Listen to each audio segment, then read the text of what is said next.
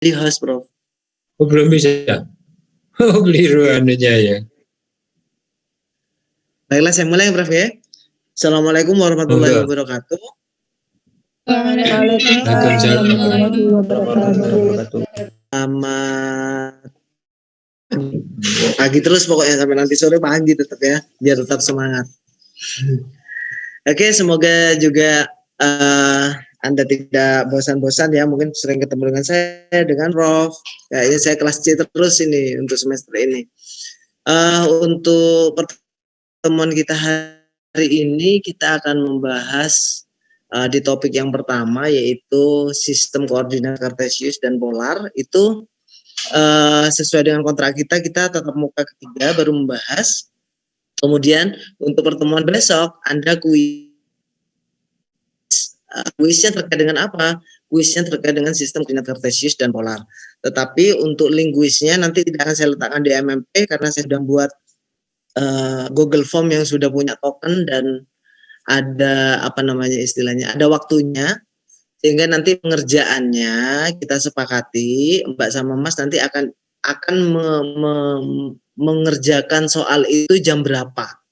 Ya, kalau di MMP kan ada batasnya. Saya buka 24 jam, dikasih alokasi waktu 1 jam misalkan. Mbak Mas bisa mengerjakan di jam 1 sampai jam 2, jam 2 sampai jam 3. Jadi setiap mahasiswa beda-beda itu boleh. Tetapi di Google Form itu saya buat serempak bersamaan. Jadi Mbak sama Mas mengerjakan di Google Form kalau dibuka jam 2 itu secara serentak. Nah, tapi tidak usah takut, saat pengumpulan nanti akan ditanyakan oleh Google Form. Apakah Anda mau ataukah Anda ingin kolektif, ingin mengumpulkan ini secara bersama-sama? Nanti jawab saja iya. Oke. Jadi saya berharap tidak ada tidak ada yang menyusul. Seandainya ada satu yang berhalangan, sebaiknya kita tunda semua ujiannya, biar tidak saya buka bolak-balik nanti. Baiklah, untuk pertemuan kali ini sebentar agak terputus-putus, jadi video coba saya off-kan ya. Yang kuotanya terbatas, video bisa di-off-kan, tidak apa-apa. Jadi biar tidak terlalu banyak nyedot kuota yang kita cari dan ilmunya ini ya. Yang penting Anda sudah bisa mengerti. Oke. Saya akan coba papannya dulu. Papannya berfungsi apa tidak ini. Tentu kalau tanya.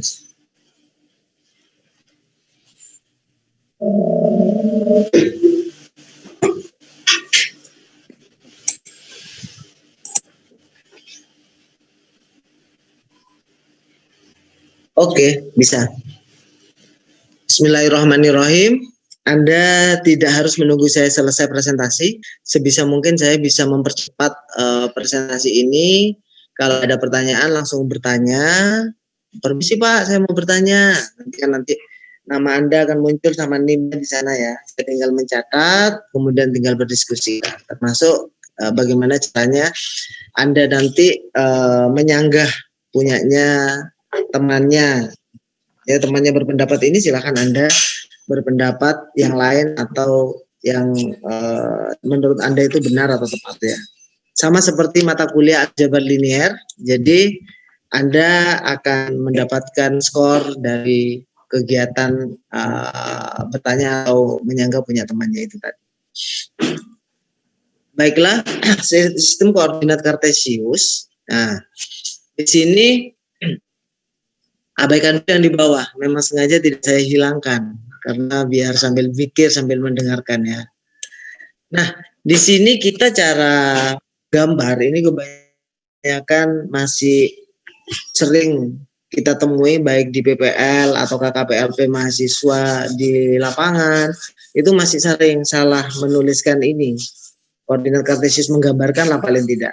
Memang tidak ada kesepakatan ya, tidak ada aturan yang X, sumbu X ini, sumbu X yang ini ada di horizontal, yang di sini ada yang di vertikal. Ya, Tetapi kita memang seringnya menggunakan sumbu horizontal itu adalah sumbu X, yang vertikal itu adalah sumbu Y. Tetapi sumbu X apakah harus begitu, Pak? Tidak. Anda boleh dong menuliskan seperti ini. Ini X, ini Y. Anda boleh-boleh saja. Bisa Anda saat ingin melakukan penelitian atau apapun, jangan-jangan anak-anak sudah bahkan penggunaan variabel X, Y, Z itu biasanya anak-anak tetap menggunakan itu ya. Kemudian di sumbu-sumbunya ini harus huruf besar ya. Ini X besar, ini Y besar, ini. Terus karena ini berupa garis itu kan bisa diperpanjang kedua arahnya kan ya. Arah ke kanan sama arah yang ke kiri. Kalau yang di sini arah ke sama yang ke bawah. Jadi karena itu sebuah garis, maka Anda wajib memberi panah di sini. Anda juga wajib memberi panah di sebelah sini. Karena garis, Anda sudah bisa membedakan bedanya garis dan segmen garis. Ya tahu? Nah, sekarang yang ini enggak. Ini yang di sumbu Y juga harus Anda tuliskan. Kecuali Anda sudah fix saya mau berhenti di bilangan berapa? 5 misalkan. Sudah kalau di sana. Karena kenapa? Karena GeoGebra itu sudah membuat yang seperti itu. Tapi kalau saya ini tidak menggunakan GeoGebra karena saya ingin memunculkan atau menunjukkan kepada mahasiswa saat menggambar koordinat kartesius harus ada panah-panahnya. Apakah harus ada skalanya yang seperti ini, Pak? Tidak juga. Tapi nanti hati-hati saat Anda mengajar di SMP atau ada yang di SD, Anda harus lengkap dan skalanya harus sama antara yang sumbu X dan sumbu Y. Ya, ini kan skalanya sama, satu-satuan kan? 1, 2, 3, 4, 5. Anda tidak usah khawatir karena ini adalah FOX, jadi tidak membuat satu-satu.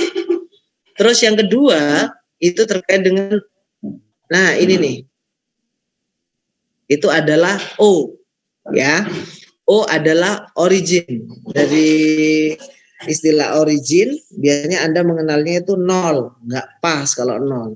Kalau Anda sebutkan 0,0 itu baru pas. Tapi biasanya kita menuliskan sebagai O, yaitu origin. Untuk menentukan titik, misalkan diminta titik di sana dicontohkan negatif 5,5, ya gampang saja. Negatif 5,5 bertemu di sini. Ini adalah sebagai sebuah titik. Titik A dengan koordinat negatif 5,5. Tetapi Anda jangan kaget ya nanti ya saat Anda di SMA atau Anda menemukan anak di SMA favorit atau SMA yang tidak favorit juga, Anda menemukan ada anak yang kebingungan masalah penentuan titik. Negatif 5,5 itu banyak yang memilih yang ini misalkan. Bahkan ada juga yang memilih yang ini, itu lebih parah. Bahkan ada yang tidak bisa mencari itu. Nah, Anda sebagai seorang calon guru matematika, karena visi dan misi kita calon guru matematika ya, Anda dituntut untuk menyampaikan kepada siswa dengan sedetail-detailnya sehingga siswa tidak salah terus nanti ke depan. Insya Allah dari Anda nanti saat Anda menjelaskan yang tepat kepada siswa, nanti siswanya akan menjadi guru lagi, akhirnya nanti mungkin konsep di Indonesia akan menjadi tepat 100%. Ya.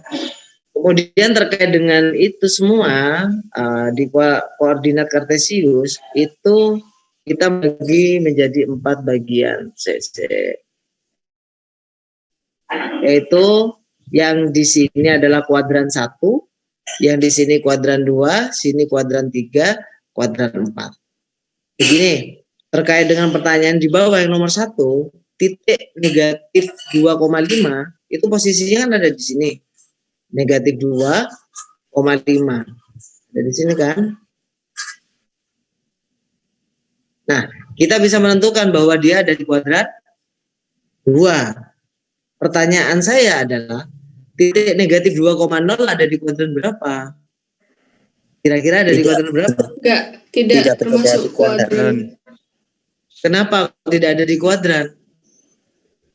Karena di sumbu X. Karena di sumbu X. Kenapa di sumbu kok tidak masuk di kuadran manapun? Mas Evan? Karena titik min 2,0 itu antara kuadran 2 sama kuadran 3, Bapak. Alasan lain tidak? Izin menjawab, Bapak. Oke, sebentar. Karena- Mas Evan gimana? Sebentar, Mas Evan dulu. Itu?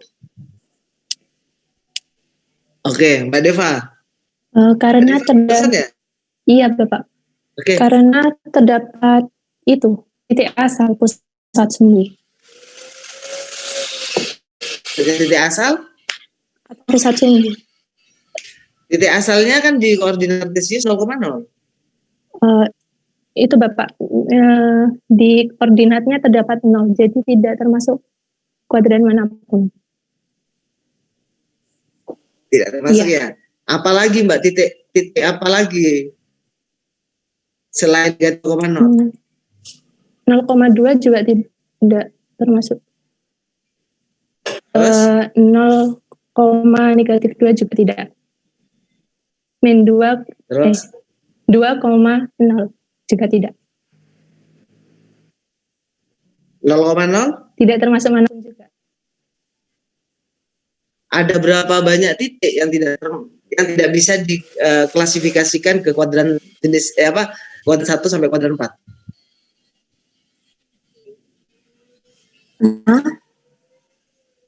Yakin 5?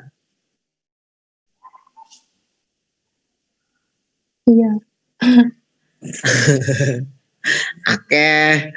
Kan 0,0, 0,1, 2, 3, 4, 5, 6, 7, 8, 9, 1 juta, 1000. Berapa banyak itu ada panahnya itu kan? Iya. Ya? Iya. Kanan yang ke kiri, yang ke atas, yang ke bawah. Iya ya, karena dia memang ada di batasnya. Tidak ada di kuadran 1, kuadran 2, kuadran 3 maupun di kuadran 4. Oke. Kemudian kita akan jarak 2 titik pada bidang ya. Jarak 2 titik pada bidang, di sana kita lihat gambarnya, itu gambar di R2. Ya, pahami dulu gambarnya. Kemudian gambar itu ada titik P1 dan ada titik P2, ya kan? P1 koordinatnya berapa? X1, X1 kan X1, Y1. Dan di sini X1, Y1. Anda semua bisa tidak mendapatkan ini, tanda tanya ini? Jadi dari ini ke sini, ini ada yang terputus, ada yang hilang di sini. Diperoleh rumus berikut. Coba Anda otak-atik itu. Kok bisa sih mendapatkan rumus P1 P2 kuadrat sama dengan P1 Q dan seterusnya?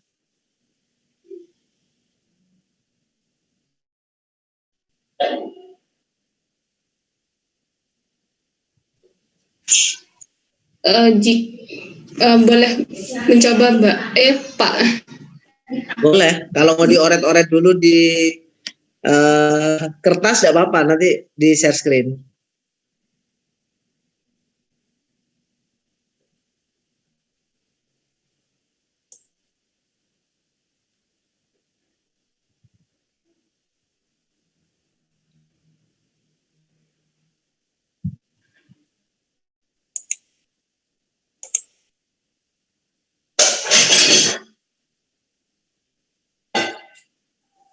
Siapa yang ingin menjelaskan asal muasal rumus tersebut? Silakan dicoret-coret di share screen. Anda sudah bisa share screen semuanya.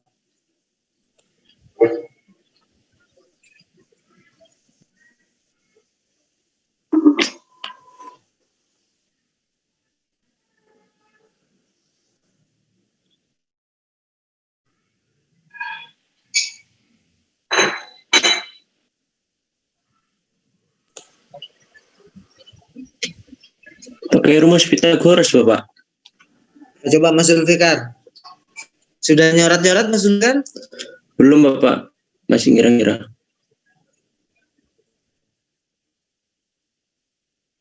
Silakan yang siap ya, bisa share screen.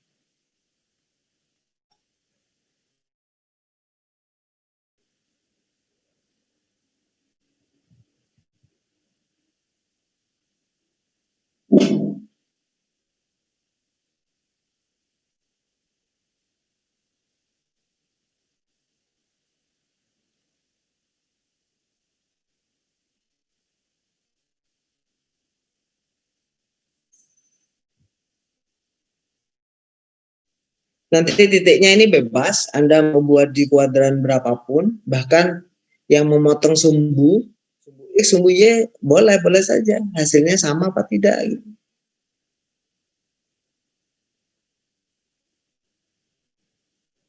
Silahkan. Ya, gunakan Pitagoras. Siapa yang mau menjelaskan?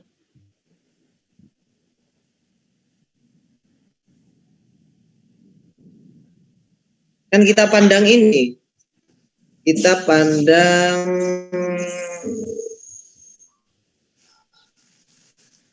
ini kan? Iya Bapak. Enggak, Bapak. Siapa yang mau menjelaskan? Saya Bapak. Oke, silakan di share screen. Loh, itu share screen-nya Bapak yang tadi tak dicoret-coret. Oke, tak kira coret-coret seperti kemarin. Yo. Ntar.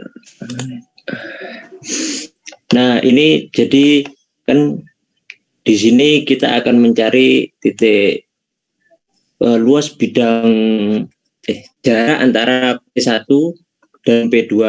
Nah, ini kan ini bagaimana kita mencari jarak ini kan pertama kita ketahui dulu titik P itu ada pada X1 dan Y1. Lalu P2 ada pada X2 dan Y2.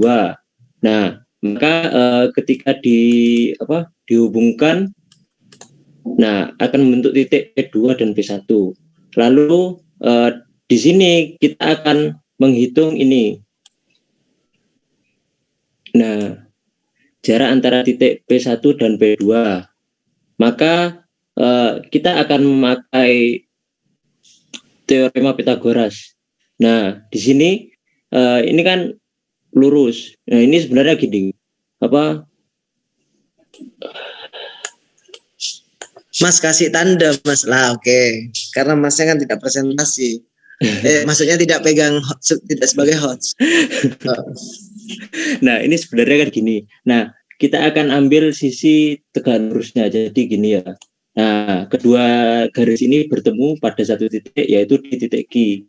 Nah, dari sini dapat kita ketahui bahwa segitiga siku-siku. Lalu kita akan pakai sisi alasnya, yaitu selisih antara X1 dengan X2.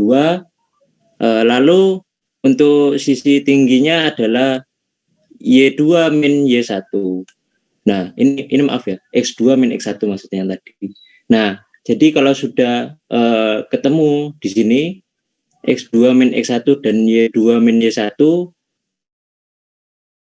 Goras di sini. Nah, ini pakai yang seperti ini. Nah, silakan teman-temannya yang mau menanggapi apa tidak?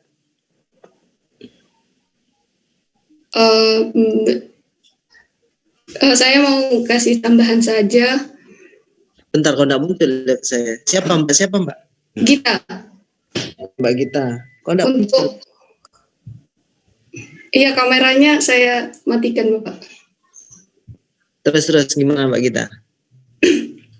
Untuk tadi kita harus menggunakan nilai mutlak. Soalnya kan jarak meskipun di kuadran berapapun nanti hasilnya tetap positif. Soalnya kan yang ditanya jarak. Jadi untuk semua X2 min X1 itu dikasih nilai mutlak dikuadratkan. Terus yang Y2 min Y1 dikasih nilai mutlak dikuadratkan. Kalau misalkan tidak pakai nilai mutlak kan dikuadratkan udah otomatis positif. Nah, yuk. Kan Mbak Gita.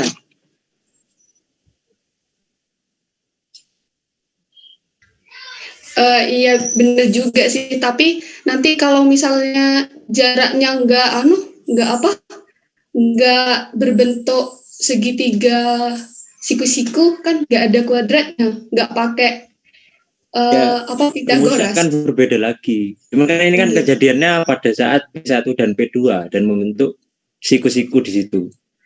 Iya, tapi kan kita meluruskan dulu kalau jarak itu bisa pakai nilai mutlak biar nggak negatif, meskipun ini dikuadratkan biar nanti di kemudian hari itu kalau nggak pakai teorema Pitagoras biar tetap pakai nilai mutlak gitu loh. Nanti malah ini kok hasilnya min gitu. Kenapa? Kalau misal di sini nggak ada nilai mutlaknya gitu, jadi kan di mindset kita kan, oh berarti nggak usah pakai nilai mutlak, bisa gitu loh. Oke. Oke ya, start. Untuk Mbak Gita dan Mas Zulfikar, seandainya apakah ada yang dua buah titik dihubungkan terus tidak menggunakan rumus segitiga siku-siku, ada apa tidak? Ada.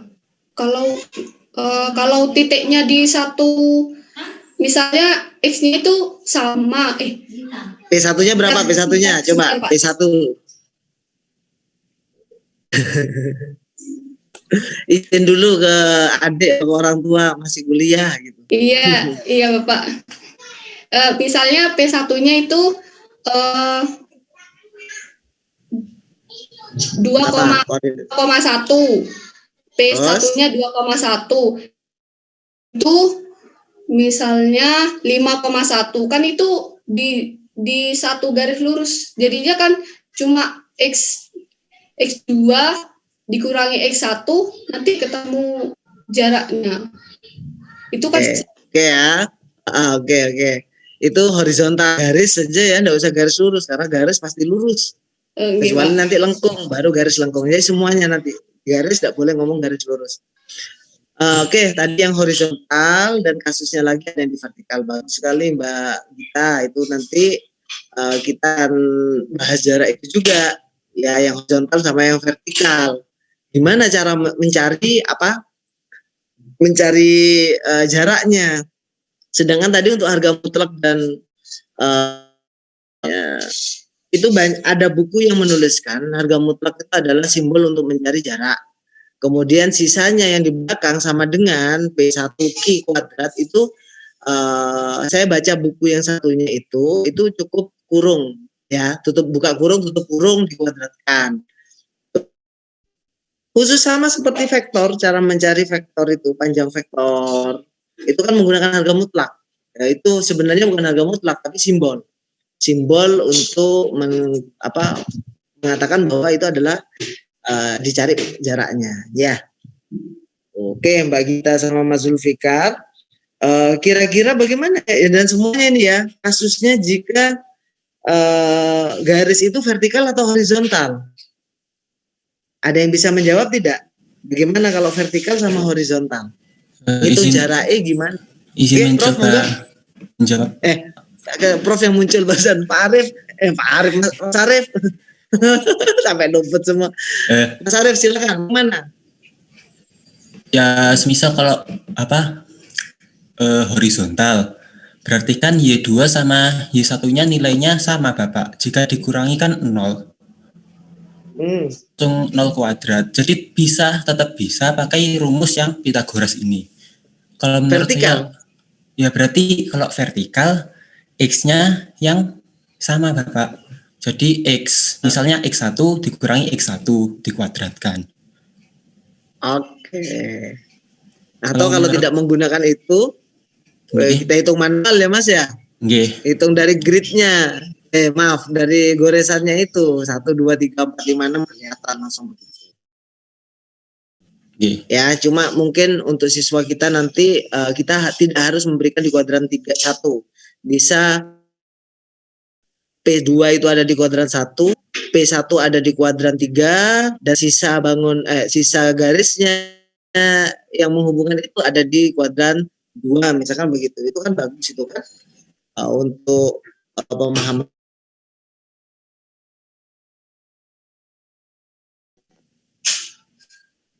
Lanjut. Ada lagi yang mau diskusi masalah ini? Nah, oke. Sebentar, ini di spasi nggak bisa. Oke. Coba sebelum lanjut Pak Irfan. Oh, monggo Prof. Oke, ini ada satu pertanyaan. Kira-kira ya sistem koordinat pada bidang atau di R2 ini kegunaannya untuk apa sih? Ayo, siapa jawab? Untuk apa sih kegunaan dari ini sistem koordinat pada dimensi 2 pada bidang? Untuk apa kira-kira? Yuk. Untuk mengetahui jarak antar satu titik dengan titik yang lainnya, yang terkadang diaplikasikan melalui radar dan sebagainya. Untuk menentukan jarak itu yang utama. Yang utama. Ayo. Sekarang coba jelaskan posisi UNED dilihat dari alun-alun Jember. Pernah ke UNED belum? Pernah Bapak. Ya. Coba sebutkan posisi atau deskripsikan posisi UNED dilihat dari alun-alun Jember. Nah, apa kegunaannya sistem koordinat ini? Penentu arah. Menunjukkan letak atau posisi dari suatu titik. Nah, yang lebih umum untuk menentukan apa? Tidak harus Letak titik. atau posisi. Posisi atau letak. Oke, sekarang coba jelaskan di manakah posisi UNED dilihat dari alun-alun Jember. Itu aplikasinya. Coba sebutkan. Paham pertanyaannya? Tuh, tadi kan jelas. Ya, sistem koordinat ini untuk menyatakan, menentukan posisi ya suatu tempat. Di sini titik.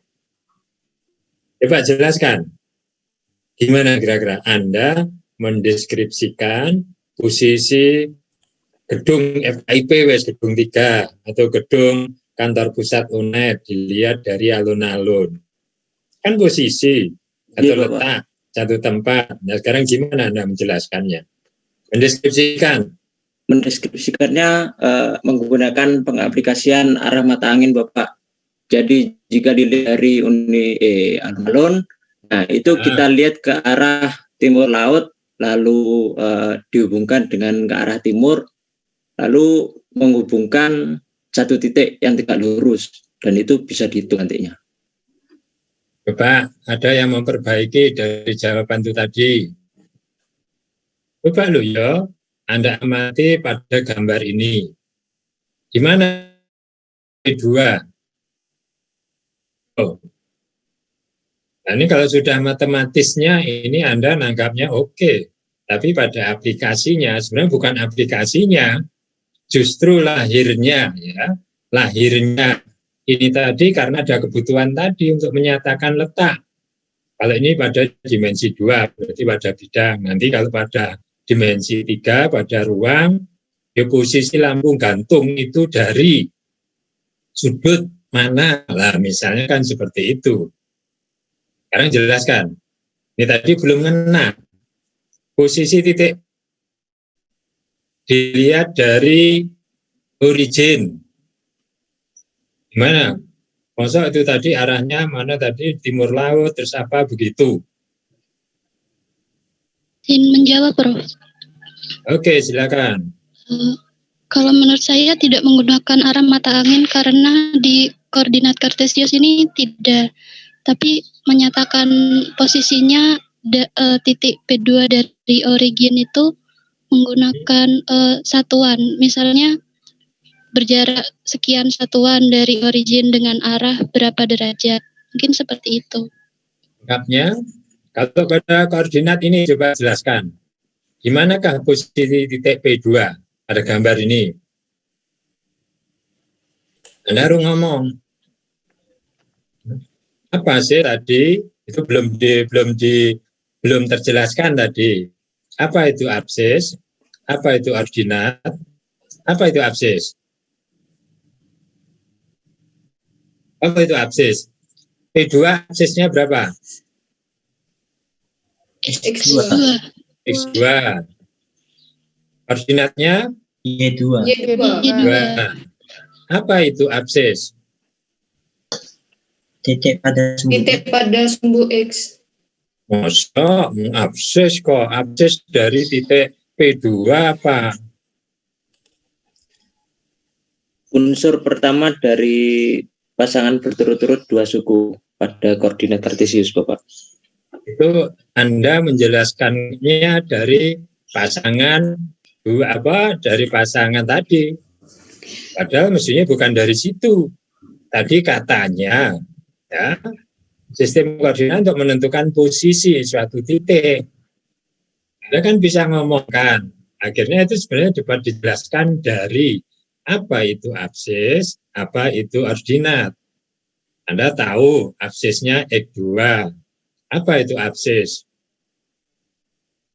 Absis dari P2 adalah X2. Ya, apa itu absis? Jarak suatu titik dari sumbu Y.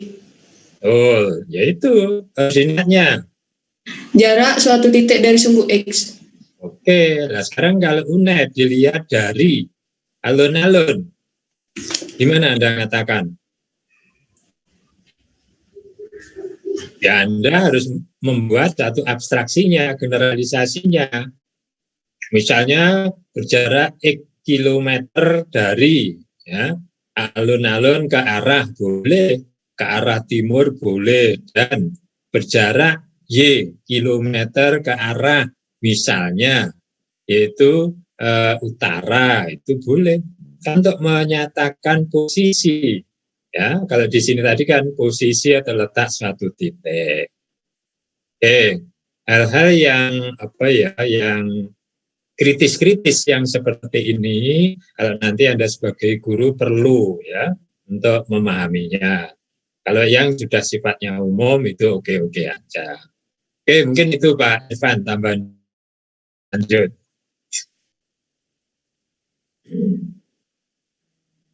Lempar ini Pak Irfan.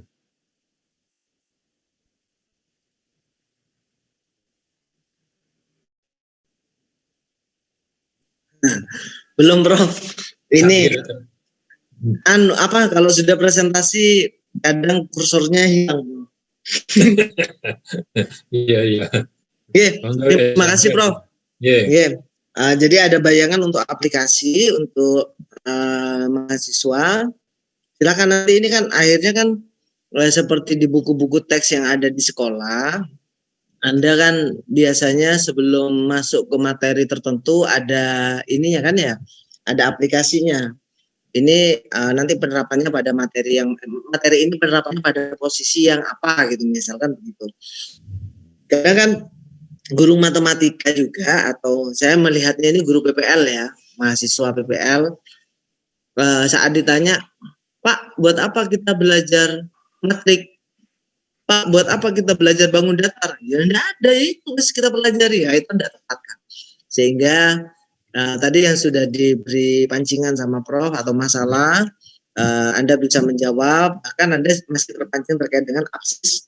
Itu sumbu X tadi, ordinat Y, tapi sudah dijawab tadi oleh teman-teman.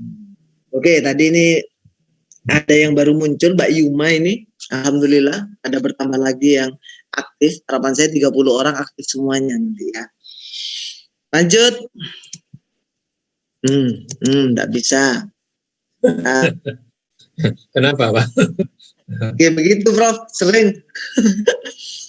Itu udah kelihatan. Oke.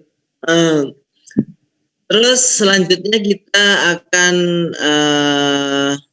ini ya, berdiskusi terkait dengan titiknya berada di tengah. Posisinya ada di sini. Nah, Pak Irfan ini seharusnya yang begini, Pak. Tapi saya punya alasan tidak diberi. Kita tinggal ngecek yang bawahnya 1, 2, 3, 4. 1, 2, 3, 4. Nah, cocok, Mas. Berarti antara AC ya jaraknya AC sama dengan BC. Oke, ini kita membahas OA1 itu yang kita sebut sebagai X1 di sini. Kemudian OB1 absis titik B X2, OC1 absis titik C yaitu XC atau itu X3 ya. XB sama XC. Kita cek di bawahnya nanti. Nah, karena dia ada di pertengahan, kita bisa ngecek apa? AA1 itu sejajar dengan CC1, bahkan dia juga sejajar dengan BB1, ya kan? AA1, CC1, AA1 juga dengan BB1, CC1 dengan BB1 dan seterusnya. Itu masalah kesejajaran. Oke, sehingga kita dapatkan A1 C1 sama dengan C1 B1. Anda ada yang mau bertanya? Tidak ya? Karena Anda seharusnya sudah di SMA sudah tahu terkait dengan kolinear dan seterusnya. Ya. Nah, ini hasil pekerjaannya seperti ini. Gambar sebelahnya ini sama seperti gambar yang di slide sebelumnya. Posisinya itu adalah XC, ternyata bukan X3 ya. XC itu sama dengan setengah X1 tambah X2 dari istilah itu. Nah, sehingga IC-nya Anda bisa mencari sendiri nanti ya. Anda otak-atik sendiri.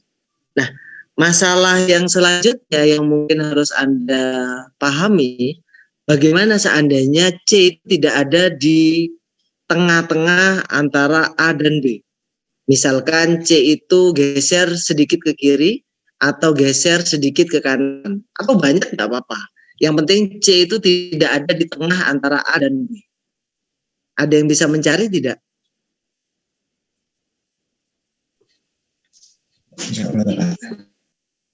Saya otak-atik coba siapa yang bisa mengerjakan itu. Ini pas yang di tengah sudah kita lihat, yaitu setengah X1 plus X2 setengah Y1 plus Y2. Bagaimana seandainya C-nya tidak ada di tengah? Jadi C-nya boleh bergeser ada di posisi sini atau maaf enggak bisa dibalik no.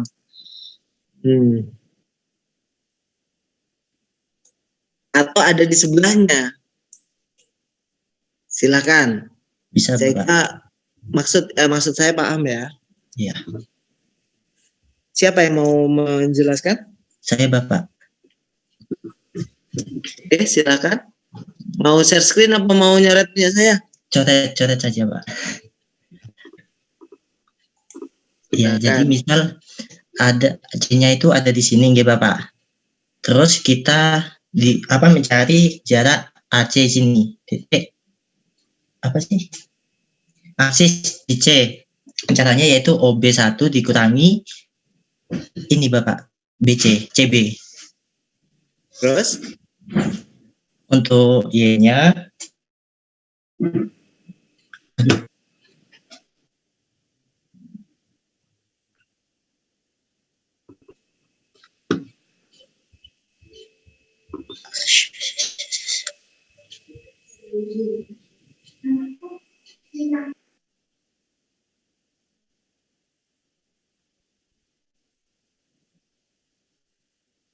gimana Mas Evan? Pakai perbandingan Bapak.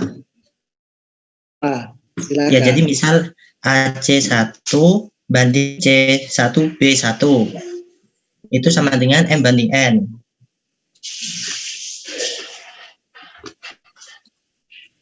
Lalu ini XC min X1 banding XB min XC sama dengan M banding N. Agak susah Bapak.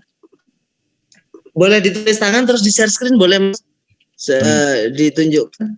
Nggih. Itu lebih enak nanti menjelaskannya. Atau Mas kalau punya HP yang bisa connect seperti Mas siapa kemarin? Mas Zufika atau Mbak Gita kemarin yang menjelaskan sambil mengerjakan itu. Tidak apa-apa tulis tangan. Oret-oretan.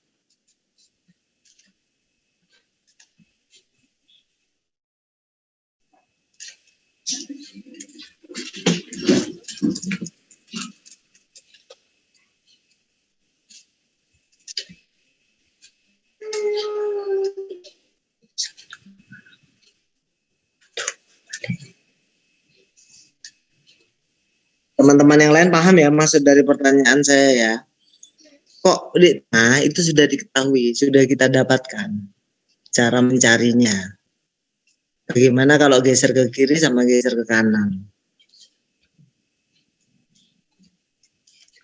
Salah satu saja, tidak usah ke kiri dan ke kanan ya, salah satu saja.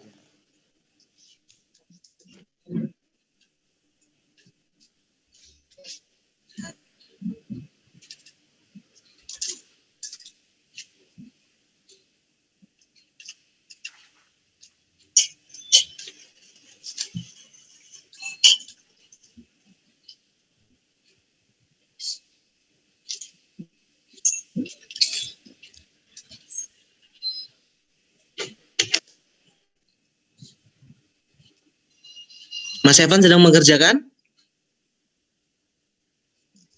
Iya, Bapak. Oke, tak tunggu ya.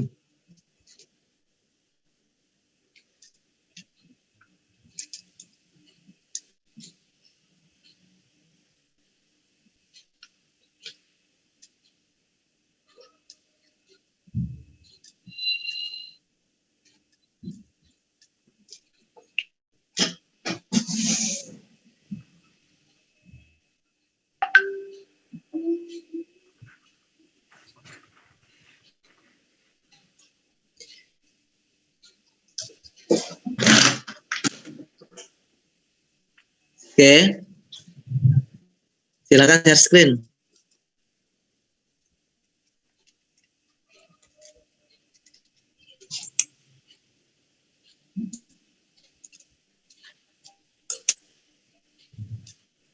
Sudah bisa share screen Mas Anu, Mas Yoga.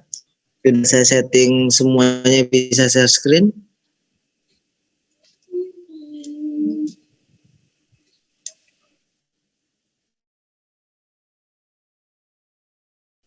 Ini seharusnya ada papannya, tidak ada papannya sekarang. Biasanya ada papannya ini di sini.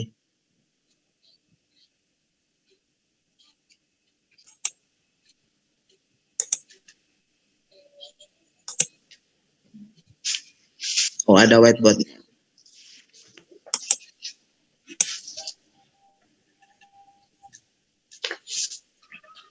Mas Evan bisa memanfaatkan papan tulis yang saya sediakan tidak? Agak susah, Bapak. Enggak, nih papan yang sekarang tampil ini. Iya. Bisa apa tidak? Susah nulis sama mouse, Bapak. Oh, oke. Ini lebih friendly nih.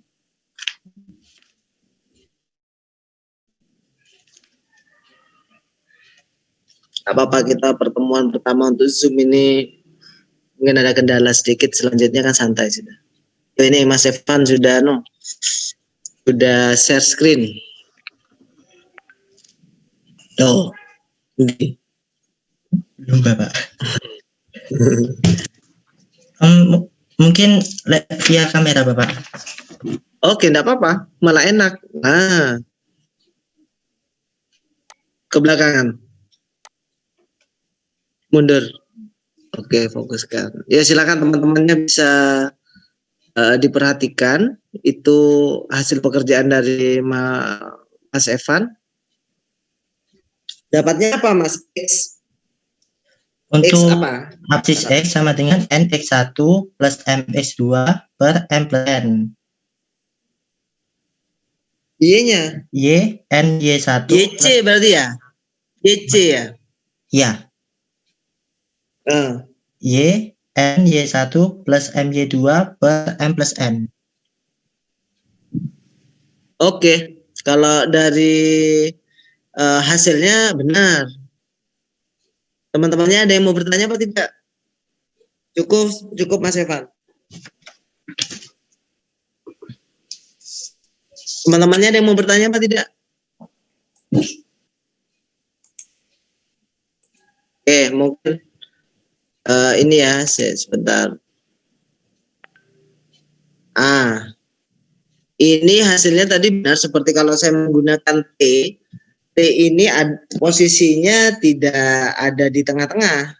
Jadi berbeda ya antara PT sama TQ. Sehingga kita bisa mencari XT tadi, kalau punyanya Mas Evan XC, kalau di sini adalah XT, XT-nya itu adalah sama seperti yang punya Mas Evan kerjakan tadi, yaitu XT sama dengan MX2 ditambah NX1 dibagi M plus. Anda masih ingat kalau Anda saat Anda menyelesaikan permasalahan di vektor di SMA, itu kan ada yang perbandingan seperti ini kan? Di sini kita menggunakan apa? M, kemudian di sini kita menggunakan N, kan begitu kan? Ya, kemudian PT sama PQ, jadi perbandingan ini PT banding PQ sama dengan apa? Dengan M banding M banding N. M banding N, kan begitu ya? Nah, kemudian kita tinggal menuliskan apa? PT-nya apa PT-nya? XT1 min XP1. Nah, betul. XT1 min XP1. Oke. Kemudian yang untuk PQ? XQ1 min XT1. Oke, sehingga kita tinggal menyelesaikan di bawah, kita dapatkan XT yang tadi di atas itu. Bisa dipahami ya? Untuk YT-nya nanti tinggal menyesuaikan saja. Anda kan nanti seperti yang tadi itu. Untuk YT sama XT. Tadi pekerjaan Mas Evan sudah oke, sudah benar. Anda jangan terjebak. Oh, tadi grafiknya Pak Evan ngasih yang seperti ini, garisnya. Tidak harus. Anda mengerjakan dimanapun, taruh di sini saja, juga tidak apa-apa. Begitu ya. Jadi tidak ada permasalahan. Anda tinggal proyeksikan saja. Proyeksikan saja. Di sini mau A, di sini mau B, boleh ambil saja di sini C-nya. C-nya ambil di sini. Berarti perbandingannya ambil dari mana? Ini toh? Ya. Yang ini. Mau dikasih nama lain boleh A, B, C. Di sini D, sini E, sini F. Sehingga garis C, E nanti yang akan kita fokuskan di ini. XT-nya. XT-nya ya nanti ya. Perbandingannya mana Pak? Ya ini. M dan N. Jadi fokusnya ada di sana. Tidak ada masalah. Jadi koordinatnya cuma koordinatnya nanti yang akan berubah. Kalau yang di A itu koordinatnya adalah negatif X1, negatif Y1 nanti akhirnya. Jadi tidak usah bingung-bingung posisinya ya. Anda kan orang pendidikan matematika, tidak perlu saya dan Prof menjelaskan dari awal lagi. Ya, ini kalau saya tadi nyambung dari pertanyaannya Prof, jadi biar kita ada kebermanfaatan belajar materi-materi yang ada di perguruan tinggi. Ini nanti larinya kemana? Aplikasinya kira-kira. Kalau bentuk apa? Anda bisa lari ke vektor. Vektor itu banyak aplikasinya. Pas ada di tengah atau tidak ada dimanapun. Maaf, tidak dimanapun. Pas ada di tengah atau tidak di tengah. Aplikasinya ada di mana penerapannya dalam kehidupan sehari-hari? Boleh ngarang, nanti ngarang disesuaikan. Apa?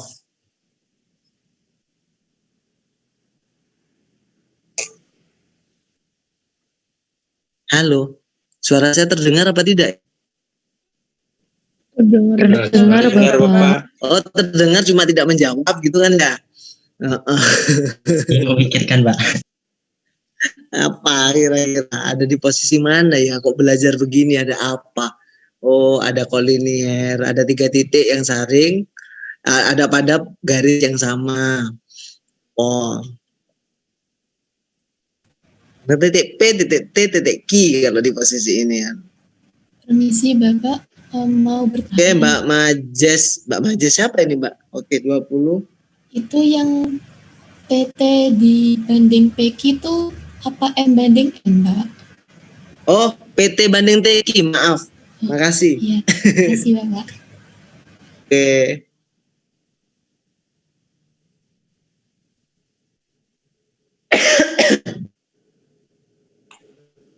Kalau PT banding PG ya M banding M plus N. Apa penerapannya?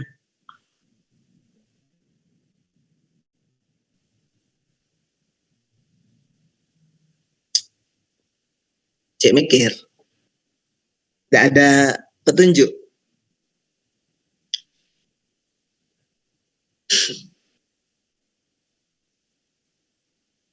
Anda bawa saja dari persamaan yang tadi yang di awal-awal, koordinat kartesius untuk apa? Tadi kan Prof sudah mencontohkan terkait dengan dari alun-alun Jember ke Universitas Jember.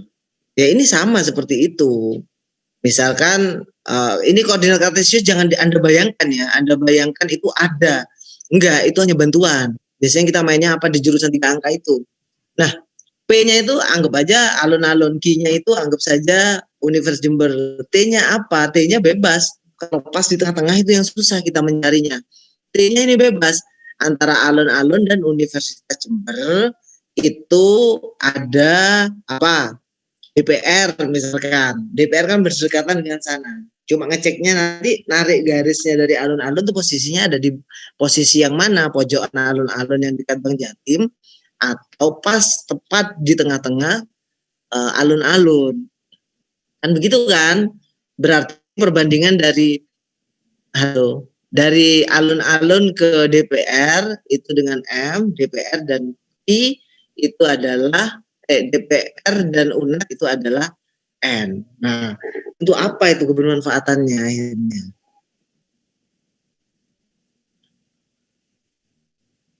Ayo.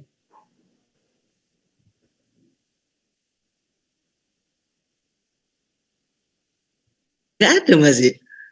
Mirip-mirip trigonometri. Mas-mas sama Mbak, Anda kan sudah nempuh dulu aplikasi, saya paksa juga. Ya apa?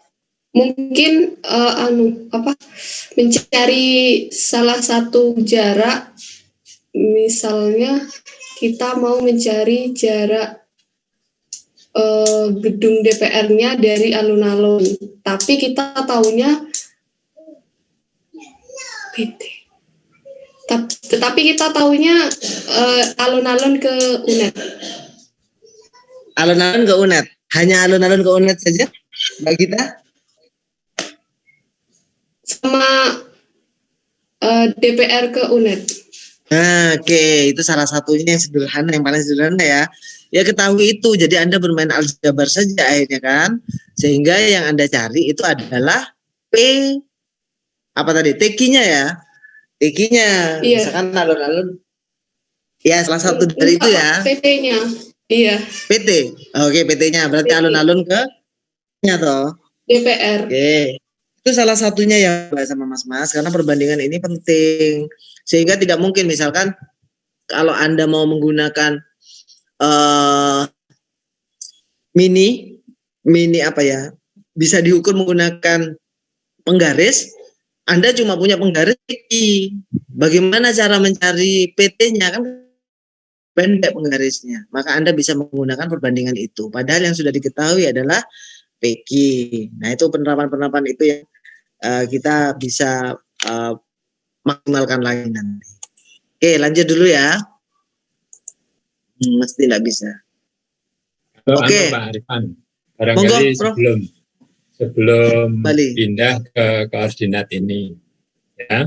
Ini tadi kan ngomongnya masih pada ruas garis atau segmen garis PQ.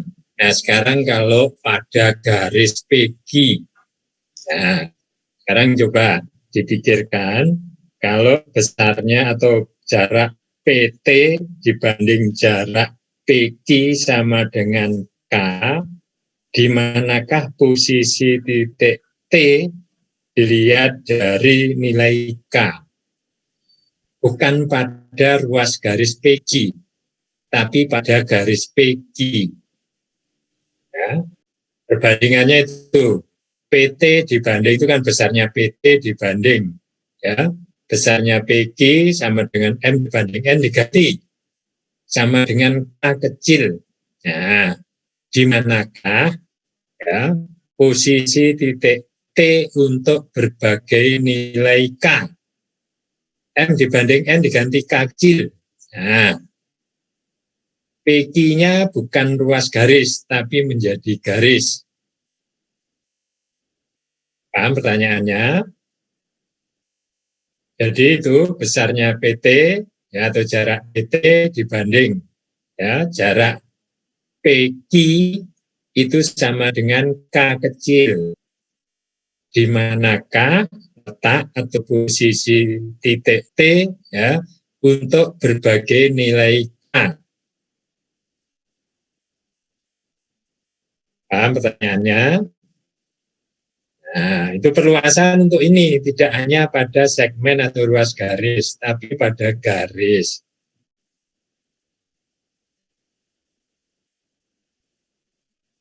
Jadi M dibanding N itu diganti K kecil. Nah, bilangan tertentu.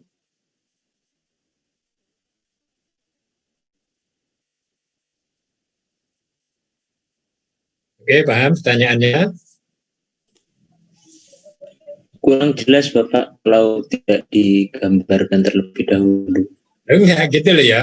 Itu kan di sebelah kanan gambar itu kan ada PT ya. Jadi jarak titik P ke T dibanding jarak titik P ke itu bukan T tapi diganti PQ sama dengan K kecil.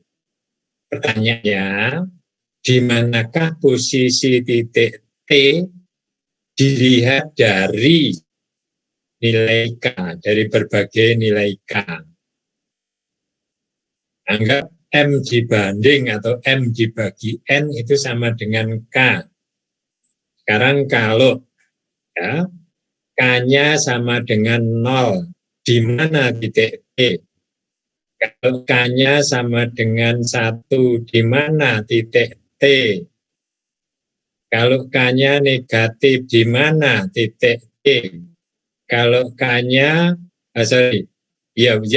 K-nya positif, di mana titik T?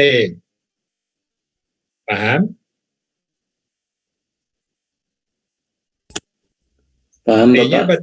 Ya, sekarang kalau K-nya 1 berarti T-nya 1 per PQ.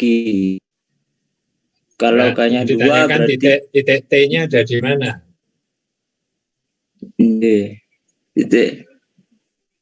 Titik P-nya setengah. Bentar. Kalau yang tadi, kalau K-nya setengah, di mana titik T? Kalau K-nya setengah berarti titik T itu 1/2 PQ.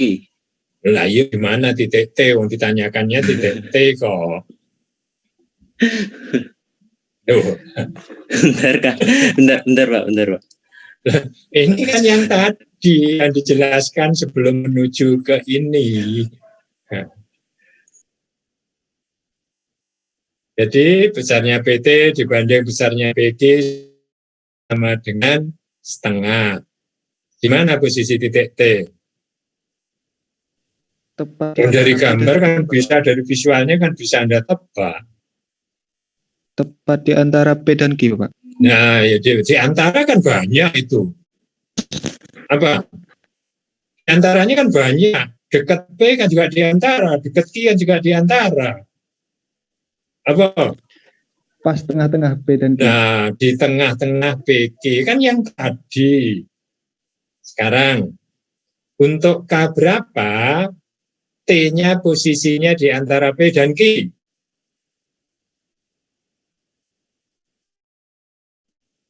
Nah, untuk nilai K berapa posisi T di antara P dan Q? Setengah. Mosok, setengah kan di tengah-tengah. Pertanyaan saya, ya, untuk T di antara P dan Q, berapa nilai K?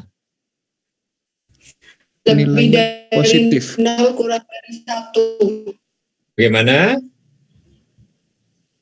Oke, kalau Lebih dari 0 kurang. oke, nah, sekarang kalau K-nya 0, di mana posisi titik T? Di P. Betul, kalau K-nya 1, di mana posisi titik T? Di Q. Di. Kalau K-nya negatif 1, misalnya di mana posisi titik T? Kalau K-nya positif lebih dari 1, di mana titik? Nah, itu perluasan dari ini kalau BG-nya garis. Oke? Ya, itu. Nanti silakan Anda temukan sendiri seperti itu, dikembangkan. Oke, Pak Irfan, monggo lanjut. Oke, matur nuwun, Prof. Memang di geometri saudara harus bisa ini ya, otak-atik terus ya, karena kalau tidak diasah juga percuma. Misalkan nanti akan main elips, masih main parabol, hiperbol, sampai hiperboloida nanti yang dimensi 3. Itu memang harus diotak-atik. Sejatinya sih pakai GeoGebra atau Maple atau MATLAB itu langsung, cuma Anda nanti akhirnya tidak ngotak-ngatiknya tidak lebih tidak sekatan kalau menggunakan aplikasi. Tetapi di masa pandemi ini dan seterusnya mungkin aplikasi itu akan sering digunakan oleh Anda. Itu ya. Oke, wes tadi dipancing-pancing dengan Prof, akhirnya Anda semua bisa menjawab. Saat ininya berapa, saat ini berapa, tadi kan yo kok sik bingung gara-gara ini. Lanjut. Nah, ini koordinat polar ya. Koordinat polar kalau Anda menemukan buku menggunakan kutub ya podo. Koordinat polar, koordinat polar. Nah, jadi gambarnya seperti ini ya. Anda sudah paham apa itu sinar, apa itu garis, apa itu segmen garis, sudah ada di semester 1. Nah, cara memperoleh rumusnya ini kami serahkan kepada Anda semuanya. Bagaimana ada P, ada R, ada delta, itu silakan Anda cari, tetapi saya tidak akan menagih. Ini dikumpulkan nanti, enggak. Beda sama aljabar linear. Kalau geometri tidak saya cari, tapi nanti biasanya di kuis itu akan muncul. Jadi tugas Anda mau mencari atau tidak, itu terserah Anda. Ya. Kemudian,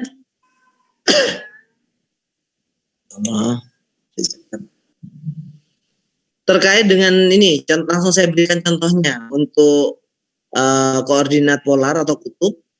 Di sini misalkan kita disuruh mencari atau menentukan letak titik P 5,4 atau 1/4 pi. Pi per 4 itu kan 45 derajat. Ya. Kalau kita sketsa menggunakan cara yang pertama, kita sketsa menggunakan gambar di bawahnya itu 45 derajat kira-kira seperti ini. Sebentar. Ini ya 45 derajat ya. Nah, kita tarik di sini, tapi saya mikirnya ini masih lebih besar dari yang ini.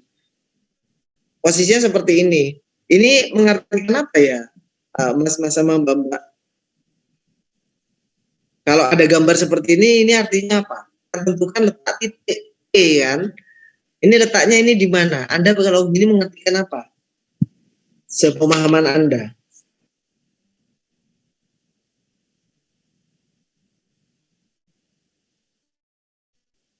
Apa kira-kira artinya? Ayo, Anda diberi gambar seperti ini, disuruh mencari letak titik P 5,1/4 pi. Terus Anda gambar seperti ini. Nah, setelah Anda gambar, ini artinya apa sih sebenarnya? Sebentar ya, namanya partisipan. Siapa yang mau jawab barusan? Mas Evan, Mas Evan. Iya. Jadi semula titik P itu berada di sumbu X dengan jari-jari 5, berarti X 5,0. Lalu ditarik sebesar pi per 4. Lalu setelah diputar sebesar pi per 4 itu berapa titik P sekarang, begitu Bapak mungkin? Itu kah? Jadi artinya gambar itu yang Mas ceritakan barusan ya? Mungkin ada yang lain, silakan selain Mas Evan.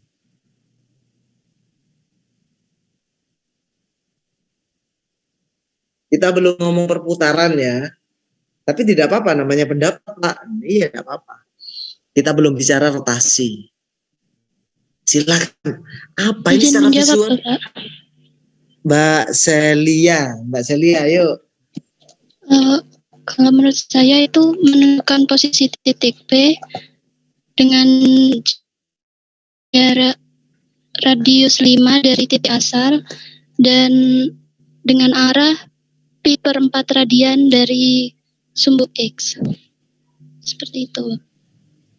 Makasih. Ada pendapat lain selain Celia sama satu lagi? Yuk, satu mahasiswa lagi.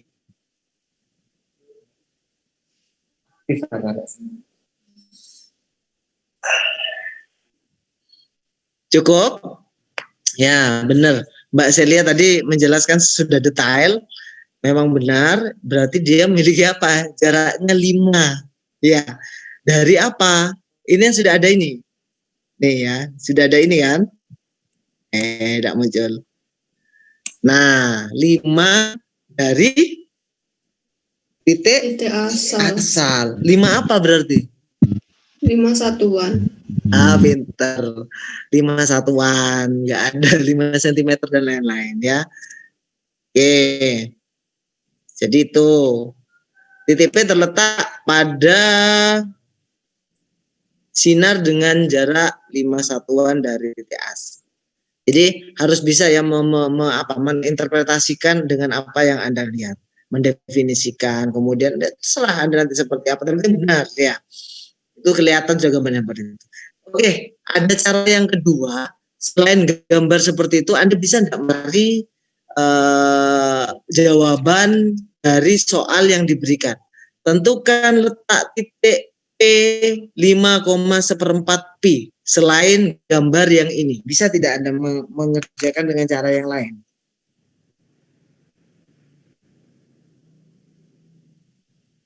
Ngerti enggak maksud saya? Ngerti Bapak.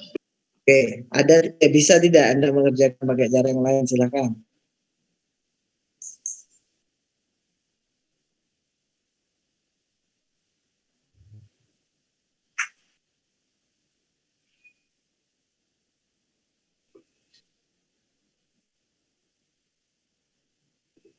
Izin menjawab Bapak.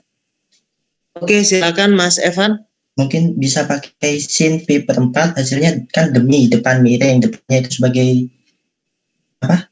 Koordinat, bahwa miringnya itu 5. Jadi dibentuk segitiga siku-siku gitu Bapak. Berarti kalau bentuk segitiga siku-siku bagaimana? Itu kan belum jadi segitiga.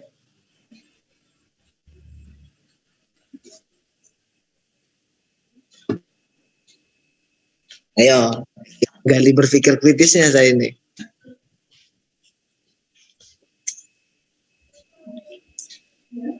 Ada? Nah, bagaimana kalau menggunakan ini, Mas Evan? Saya harus diklik dulu.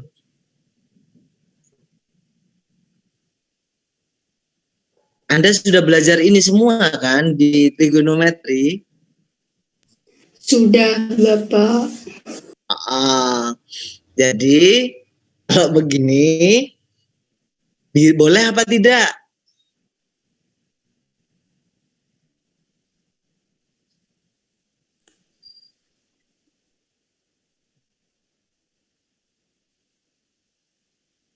Iya, boleh lah.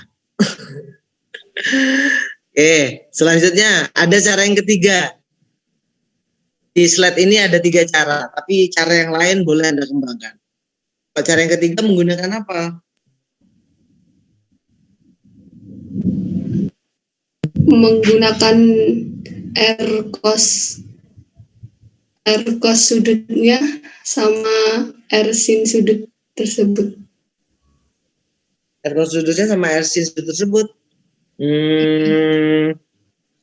Itu kita masih belum bicara itu, Mbak. Itu nanti hubungan antara kan ya, hubungan antara koordinat kartesius sama polar atau kutub. Polar.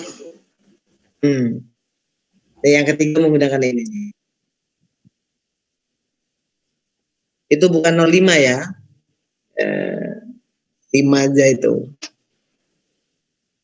Boleh kan menggunakan itu kan? Sudut berelasi. Oke ya. Masih banyak cara-cara lain dalam menyelesaikan suatu permasalahan. Itu Anda nanti kembangkan. Kemudian Anda bisa mengotak-atik atau apa namanya ya, mencoba-coba terus sampai mendapatkan hasil yang Anda inginkan nantinya. Sekarang hubungan koordinat kartesius dan koordinat polar. Ya, saya lebih senang presentasi seperti ini. Jadi tidak seperti saya ngomong sama laptop sendirian. Jadi ada komunikasi dan penghargaan untuk Anda.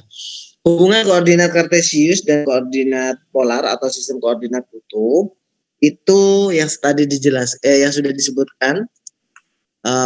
Kita, ya Allah, saya bentar. Jadi tidak muncul ya.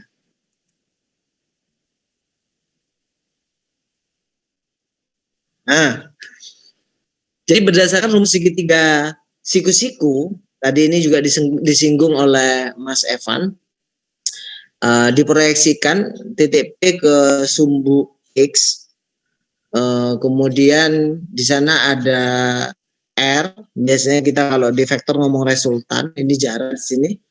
Sumbu X-nya berarti ya sampai sini saja ya, sampai posisinya sampai sini saja sumbu X-nya. X kecil, berarti di sini ada X yang lain ya. Cukup di sini X-nya berarti jarak dari sini. Kemudian Y-nya adalah ini. Nah, ini kita akan mengecek hubungan antara koordinat kartesius dan polar. Kita bisa mendapatkan apa? X sama dengan R cos theta. Theta-nya ada di sini posisinya. Kemudian kita punya Y sama dengan R sin theta. Itu untuk yang pertama. Atau kita bisa menuliskan R sama dengan akar X kuadrat plus Y kuadrat. Oh, terlambat. Akar X kuadrat plus Y kuadrat. Ini kan Pythagoras seperti biasanya kan. Hipotenusa kuadrat sama dengan X kuadrat plus Y kuadrat. Atau hipotenusa itu R di sini sama dengan akar X kuadrat plus Y kuadrat. Tetanya sendiri itu adalah sin Y per R pangkat negatif 1 atau menggunakan cos X per R-nya. Jadi di sini Anda bisa memanfaatkan koordinat polar atau kutub ini sering digunakan untuk navigasi, kemudian ATC dan lain-lain. Bahkan kemarin untuk pesawat yang pesawat Sriwijaya itu juga terlihat di radar punyanya ATC, kelihatan kalau dia sudah menghilang. Jadi di sana mereka juga memanfaatkan koordinat-koordinat polar yang bentuknya biasanya apa? Kotak terus lingkaran ya, yang munyer-munyer itu loh ya. Oke. Silakan dari sini kalau ada yang perlu kita diskusikan, silakan kita buka tanya jawab. Mungkin dari teman-teman atau dari mahasiswa yang masih belum bertanya atau belum menyampaikan sanggahan dan lain-lain, bolehlah, jangan usah takut-takut karena salah di mata kuliah itu sudah biasa ya, asalkan setelah salah dan diperbaiki, untuk selanjutnya tidak melakukan hal-hal yang salah. Kalau pas tanya salah terus kan tidak lucu juga ya, jadi tidak ada perbaikan dari Anda sendiri nantinya. Silahkan kalau ada pertanyaan. sesuai dengan kontrak kita untuk TMT 4 besok, Anda setelah presensi langsung melaksanakan kuis. Silakan.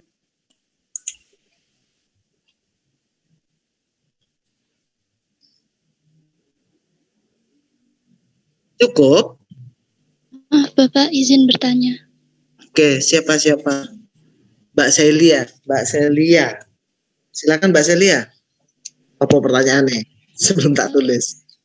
Saya tertarik sama yang itu menyatakan posisi titik P dengan sudut berelasi tadi, Bapak.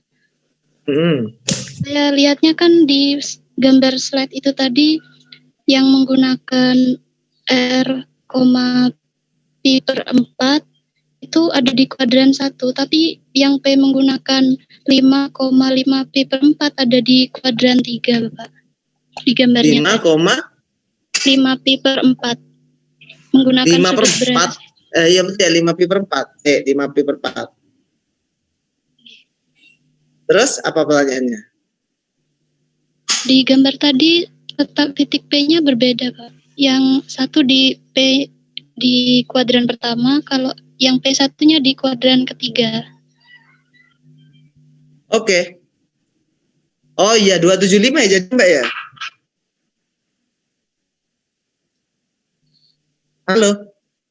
Iya, Bapak. Saya mengamatinya seperti itu. 275. Oke, iya. Berarti larinya ke sini ya. Oke.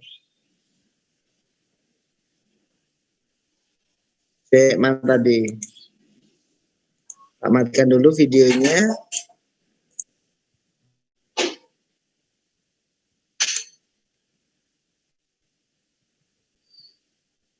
Nah ini kan P seret P5 pi ya 5 per 4 pi 275 Mbak. Ya ke sini nantinya Mbak. Oke nanti saya perbaiki dulu. Terima kasih Mbak Celia. Oke Bapak, berarti itu yang digambar ini memang dua titik yang berbeda begitu ya Pak? Iya, nanti saya hitung lagi untuk jarak P-nya. P-nya 5 sebenarnya tetap. Kan ini sebenarnya kalau dilihat dari sana kan lingkaran seret, radiusnya sama ya. Iya kan? Iya. Nah, seharusnya bukan di sana, bukan 54 per pi seharusnya. Harusnya ada di kuadran 3 tetap. Jadi kita lihat dari sana posisinya. Oke ya. Tapi begini, 5 per 4 pi dikurangi berapa tadi yang untuk kuadran 2 ini? Kuadran 1. Pi per 4 Mbak. Pi per 4. Coba iya, Mbak. Kurangi. 1 ya. Pi dikurangi pi per 4.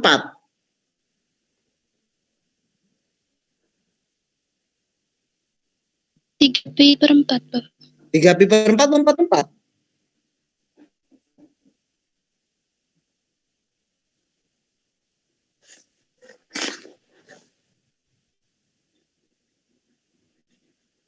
Empat per 4 ya? Halo? 3 pi per 4 Bapak. Iya. Halo, cek. Halo sinyalku, halo.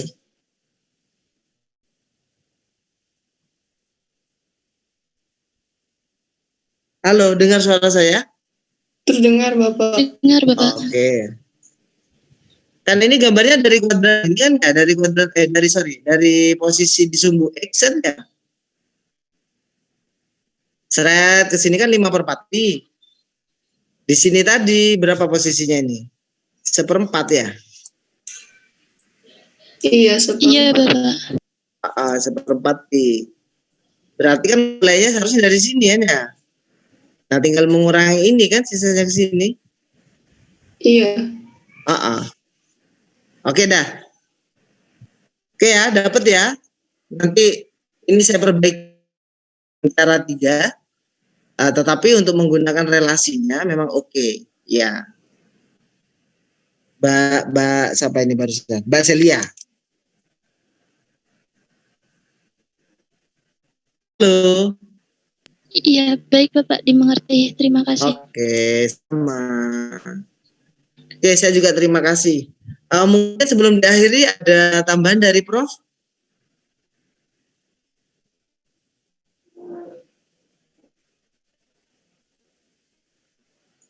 Oke, mungkin terputus ya karena hujan ini, baru hujan di Jember, gerimis mandain barusan. Oke, mungkin terputus jaringan atau apa, biasanya kayaknya juga terputus-putus, tetapi ini sudah kembali normal lagi. Mungkin ada pertanyaan lain? Masih ada waktu 20 menit. Coba saya lemparkan satu pertanyaan Pak Irfan. Oh, oke, monggo Prof. Ini Prof yang mau tanya. Kita sudah Prof. Pada sumbu koordinat, Anda mengenal sumbu X, sumbu Y, saling tegak lurus. Biasa sumbu X disebut sumbu horizontal, Y-nya disebut sumbu vertikal. Kalau ada anak yang bertanya, apa itu Pak atau Bu sumbu horizontal? Apa itu Pak atau Bu yang disebut dengan sumbu vertikal? Nah, kira-kira. Nah kan, anak-anak sekarang itu usil sekali yang seperti gitu itu.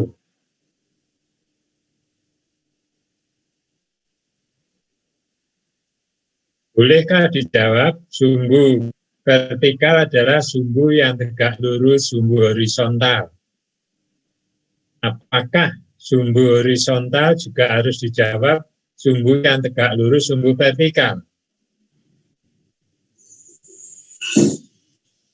Yo, silakan.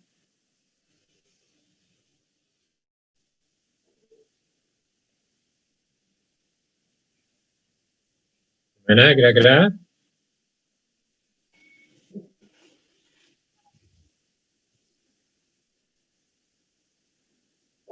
Siapa mau menjawab?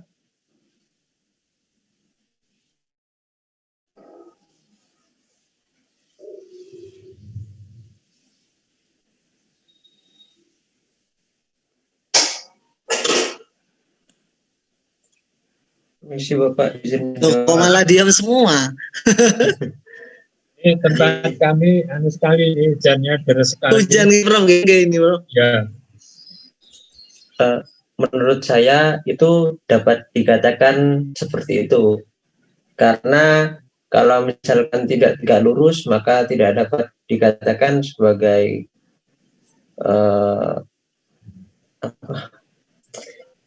sumbu koordinat kartesius. Jadi harus tegak lurus dan yang vertikal itu merupakan sisi sedangkan yang horizontal merupakan sisi yang mendatar. Jadi dari sisi yang mendatar itu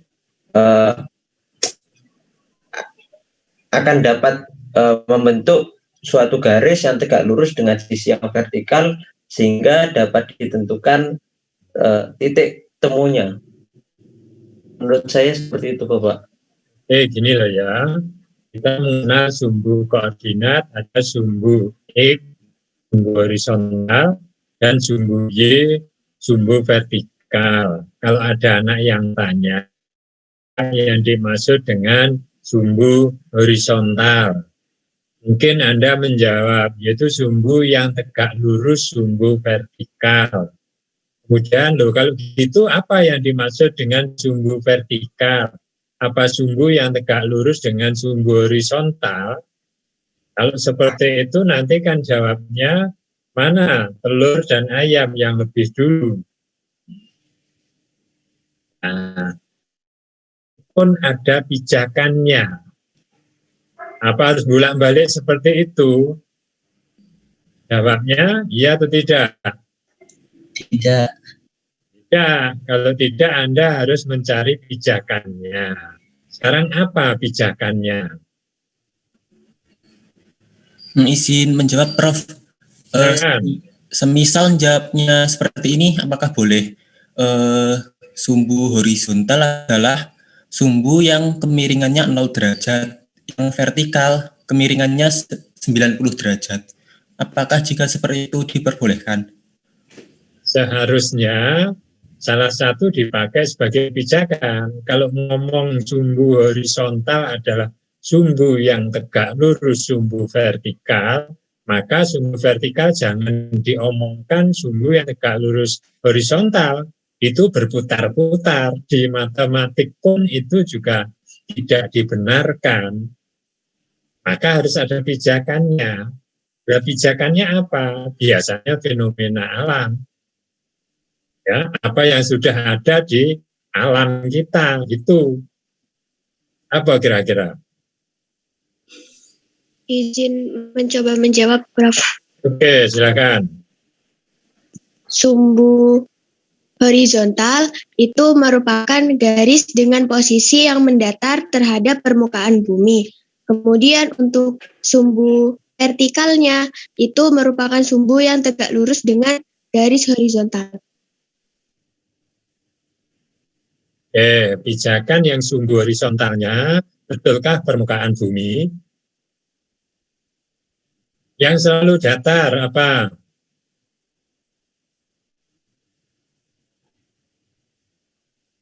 Anda pernah melihat Pak Tukang? Menggunakan apa? Menggunakan apa? Kan air. Water pass. Tahu? Jadi ada penggaris ya, yang tidak apa di tengah itu ada airnya ya. Di situ untuk menetapkan apakah itu horizontal atau tidak. Ya. Sehingga definisinya itu tadi ya, sumbu horizontal adalah sumbu yang akhirnya sebagai pijakan, itu sebagai pijakan, yaitu yang sejajar dengan permukaan air, bukan bumi loh ya. Air, kalau air kan dimanapun posisinya kan selalu horizontal permukaannya, ya. Abstraksi kalau itu bergelombang itu ya abstraksinya, penghalusannya seperti itu. Tapi kalau pijakannya adalah sumbu vertikal, adalah sumbu yang sejajar dengan unting-unting atau bandul. Ya apa enggak? Nah, selalu saja dengan bandul. Ya. Apa ada bandul yang miring? Kecuali yang tidak normal ya, istilahnya ada gaya tarik tertentu yang seperti itu, mungkin ada magnet yang mempengaruhinya. Ya, menurut fenomena alam enggak seperti itu gitu. Sehingga di matematik pun kalau ditanya yang seperti itu ada pijakan-pijakan. Ya. Sekarang kalau ditanya apakah boleh sumbu koordinat itu tidak harus saling tegak lurus? Coba dijawab. Boleh atau enggak? Kalau boleh, kapan itu dipakai? Mengapa harus tegak lurus? Nah, pertanyaan-pertanyaan itu adalah pertanyaan-pertanyaan yang kritis, membuat Anda nanti sebagai guru, calon guru, itu harus bisa memberikan jawaban yang memuaskan siswa. Gimana kira-kira? Terus, mengapa harus tegak lurus? Ya, itu pertanyaan-pertanyaan yang perlu Anda buru jawabannya. Di teknik, kalau sudah aplikasi tertentu untuk menentukan posisi suatu titik, kondisi dalam situasi tertentu tidak harus tegak lurus dengan menggunakan sudut tertentu. Dengan alasan apa? Tidak bisa menentukan secara tadi yang tegak lurus tadi. Ya, seperti itu. Oke, itu pada aplikasi-aplikasi. Kenapa sih harus tegak lurus? Kira-kira apa jawabnya? Ya, kira-kira apa jawabnya? Nah, silahkan itu dicari, diburu. Oke, barangkali itu Pak Irfan tambahan saya untuk memantapkan ini yang mendasar, tapi barangkali perlu bagi mahasiswa untuk dicermati. Tadi masih banyak oleh-olehnya yang harus diburu masing-masing. Oke, monggo Pak Irfan, saya kembalikan. Oke, matur nuwun Prof. Mungkin langsung diakhiri ya Prof ya? Sudah 4:10. Baiklah, Mas-mas Mbak, jadi besok nunggu kabar dari saya di Telegram terkait dengan kuis. Mungkin kalau mau disetting sama atau mengganggu atau tidak. Jadwal jam besok kan sore sampai maghrib itu kan jadwalnya. Kalau itu dirasa mengganggu, bisa kita majukan di setelah asar atau mau Anda minta pagi juga tidak apa-apa untuk kuis yang satu. Materinya adalah materi sistem koordinat kartesius dan pola. Itu ya, kita lanjut diskusi di Telegram kalau begitu. Terima kasih Prof, terima kasih Mbak-mbak sama sudah bergabung. Semoga kita sehat selalu. Jangan lupa presensi, masih ada waktu sekian menit bagi yang belum presensi. Terima kasih. Assalamualaikum warahmatullahi wabarakatuh. Waalaikumsalam. Terima kasih Bapak. Terima kasih Bapak. Ya.